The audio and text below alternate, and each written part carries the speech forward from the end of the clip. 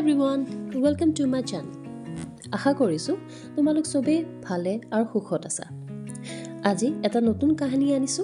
কাহিনীটোৰ নাম হৈছে Buddha and the angry elephant. আহা চাওঁ কাহিনীৰ পৰা আমি কি শিকিব পাৰো।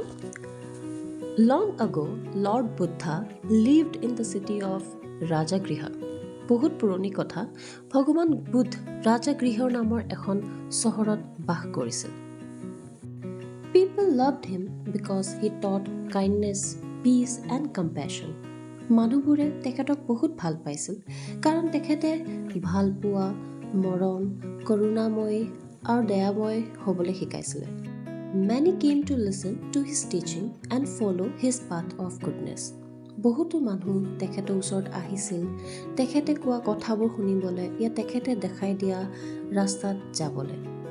তেখেতে সদায় মানুহবোৰক ভালৰ পিনে যাবলৈ শিকাইছিল। However, some people were jealous of Buddha's growing respect and fame. তাৰ মাজতো কিছুমান এনেকুৱা মানুহ আছিল যোনে বুদ্ধাৰ বেয়া পাইছিলে। বুদ্ধাৰ সন্মান আৰু যশ যে বাঢ়ি গৈ আছিল সেয়া দেখি কিছুমান মানুহ বহুত জ্বলিছিল। One of these men, blinded by hate, wanted to harm Buddha. তেনেকুৱা এজন মানুহ যাৰ চকুত বুদ্ধাৰ কাৰণে ঘৃণা আৰু হিংসা আছিলে। বুদ্ধাক লৈ এটা ষড়যন্ত্ৰ ৰচিলে। তেখেতে বুদ্ধাৰ ক্ষতি কৰিম ইয়া অনিষ্ট কৰিম বুলি ভাবিলে। He devised an evil plan and had a mighty elephant named Nalagir made fierce and wild. তেখেতে এটা ষড়যন্ত্ৰ ৰচিলে। তেখেতে নলগীৰ নামক এজন হাতীক বুদ্ধা আহি থকা ৰাস্তাত এৰি দিম বুলি ভাবিলে। নলগীৰ এটা মাতাল আৰু খঙাল হাতী আছিল।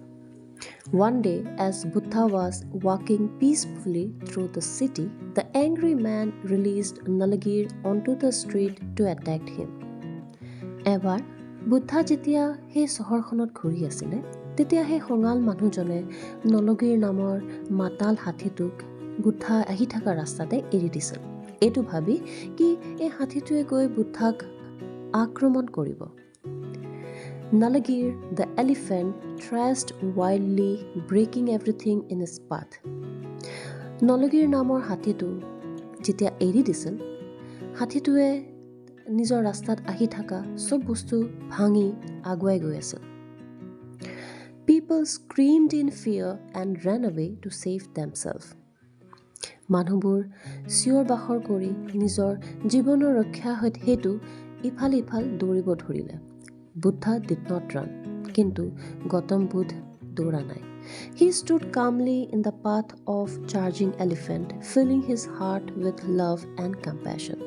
তেখেতে হাতী আহি থকা ৰাস্তাটোতে ধুনীয়াকে শান্তিময় হৈ সেই ৰাস্তাটোতে ৰখি আছিল। তেখেতে নিজৰ বুকুত, নিজৰ হৃদয়ত মৰম আৰু স্নেহ পালি হাতীটোৰ কাৰণে তাতে ধুনীয়াকে ৰখি আছিল। As Nalagir ran closer, যেনেকে নলগীৰ নামৰ হাতীটো বুদ্ধা ওচৰলৈ আহি আছিল, Buddha reached out his hand and looked into the elephant's furious eye with care. বুদ্ধাই হাতীটোৰ দুচকুত চালে। হাতীটোৰ চকু ৰঙা আৰু হাতীটো খঙাল হৈ আছিল। কিন্তু বুদ্ধাৰ চকুত আছিল মৰম, স্নেহ। He sent thoughts of peace and kindness toward Nalagir. বুদ্ধাই এই হাতীটোৰ পিনে নিজৰ মনত থকা মৰম আৰু স্নেহখিনি হাতীটোৰ পিনে সেই বিচাৰখিনি পঠিয়ালে। The elephant, feeling the warmth and the love of Buddha's gaze, began to calm down. নলগীৰ নামৰ হাতীটোৱে বুদ্ধাৰ সেই মৰমখিনি বুদ্ধাৰ চকুত দেখি শান্ত হৈ গ'ল। Slowly, Nalagir stopped charging and bowed his head respectfully before Buddha. লাহে লাহে নলগীৰ শান্ত হয় ভগৱান বুদ্ধৰ ওচৰত নিজৰ মাথা দুৱালে। Buddha gently patted his trunk and spoke to the people. ভগৱান বুদ্ধই লাহেকে তাৰ শুৰডালত গৈ ধুনীয়াকে মৰম কৰে আৰু ওচৰ পাজৰ থকা মানুহক কয়, Hatred never ends with hatred. Anger can only be calmed by love and compassion. খঙেদি খঙক হৰাব নোৱাৰি। ঘৃণাই ঘৃণাক শেষ কৰি নিদিয়ে, খঙে খঙক শেষ কৰি নিদিয়ে। অকল মৰম আৰু স্নেহ দিহে আমি খঙক ইয়া ঘৃণাক আমি শেষ কৰিব পাৰোঁ। এইটোৱে আছিল এটা ধুনীয়া মৰেল ষ্টৰী বুদ্ধাৰ লাইফৰ পৰা। এই ধুনীয়া সৰু কাহিনীটোৰ পৰা আমি কি শিকিলোঁ? That is the moral of the story. আমি শিকিলোঁ যে কাইণ্ডনেছ এণ্ড লাভ কেন কাম ইভেন দ্য ৱাইল্ডেষ্ট।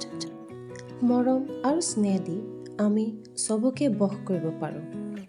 চবতকৈ বন্যতম জন্তুটোকো আমি বশ কৰিব পাৰোঁ।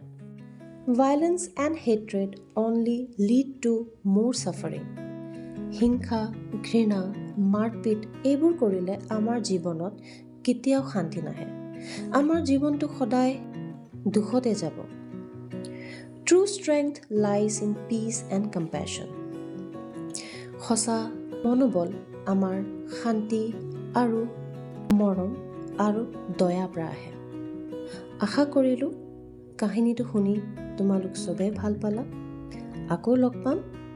থেংক ইউ ফৰ ৱাচিং।